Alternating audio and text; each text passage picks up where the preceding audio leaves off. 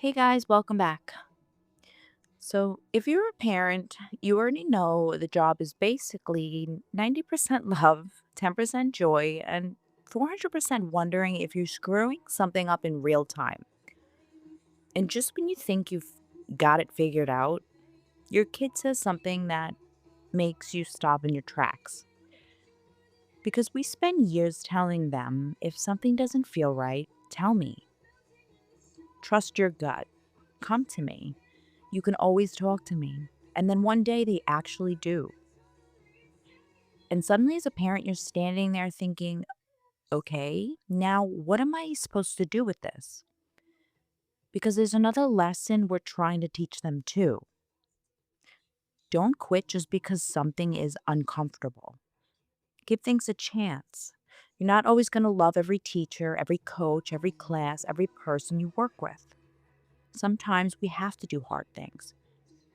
So, what happens when these two lessons collide? Trust yourself, but also push through discomfort. That is something I've been thinking about a lot lately.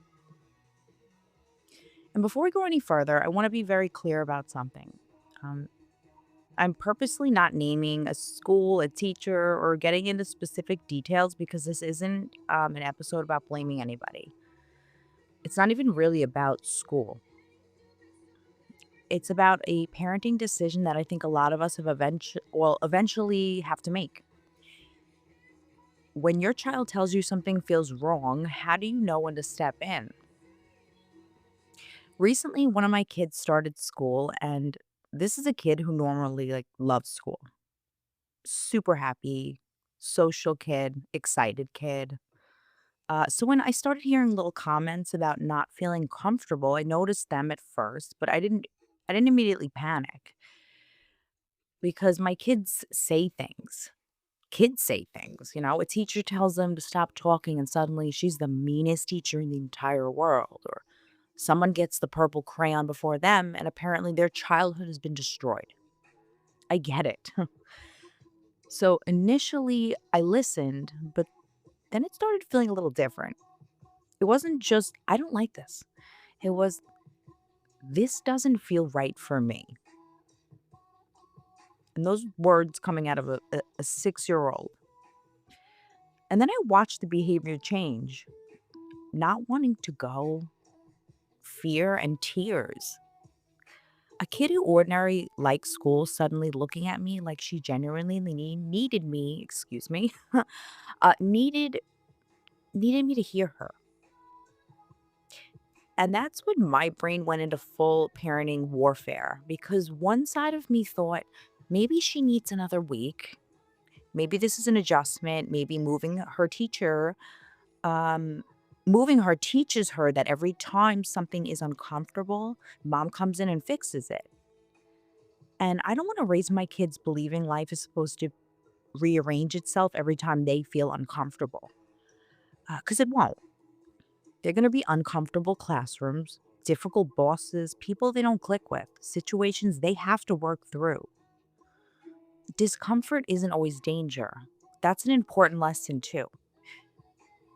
But then the other side of this, or me thought, what am I teaching her if she looks me directly in the face and says, something doesn't feel right? And I respond with, give it another week. Because think about how confusing that message could become. We tell our kids to listen to their intuition until their intuition becomes inconvenient. We tell them to speak up until speaking up means the adults have to make a difficult decision. And that bothered me.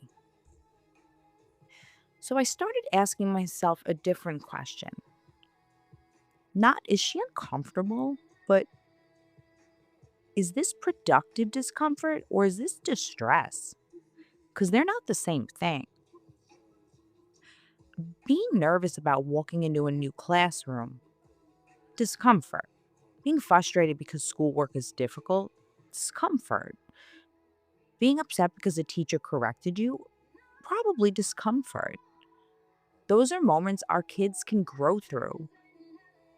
But when you start seeing a real change in your child's behavior, when the kid starts acting very unlike themselves, when you're seeing fear instead of nervousness, that's when I think we have to get curious. Not hysterical, not accusatory, curious. What's happening here?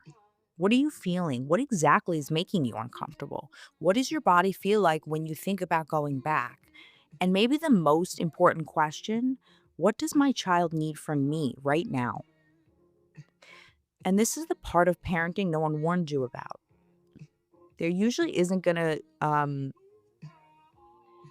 there usually isn't some giant flashing sign above your kid's head saying, step in now, because that would be really convenient. Instead, you're working with incomplete information, your kid's version, the adult's version, your own instincts, your own anxiety, and you're trying to desperately figure out which voice you're supposed to listen to. Sometimes you are going to get it wrong. I know I will. I know I'm going to step in sometimes when maybe I could have waited, and I'm probably going to wait sometimes when maybe I should have stepped in sooner. And that's parenting. We're making decisions about tiny humans we love more than anything while we have approximately 63% of the information. But I realized something through this. I don't think resilience means forcing a child to stay in an uncomfortable situation. I think resilience is teaching them some uncomfortable things are worth working through. And also, you're allowed to recognize when an environment isn't working for you. Those things can exist together. Adults do this all the time. We leave jobs, we change therapists, we switch doctors, we end friendships, we walk out of rooms when something doesn't feel right. And nobody says, Janine, you really should have stayed another 2 weeks so you could have built resilience.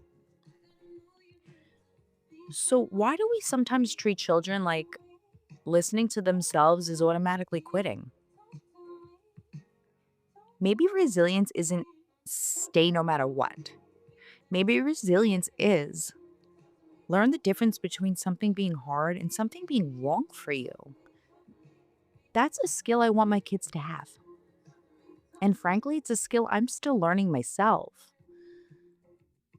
So, if you're listening to this and you're dealing with something similar, school, sports, friendships, activities, whatever it is, I don't think I'm qualified to tell you, pull them out.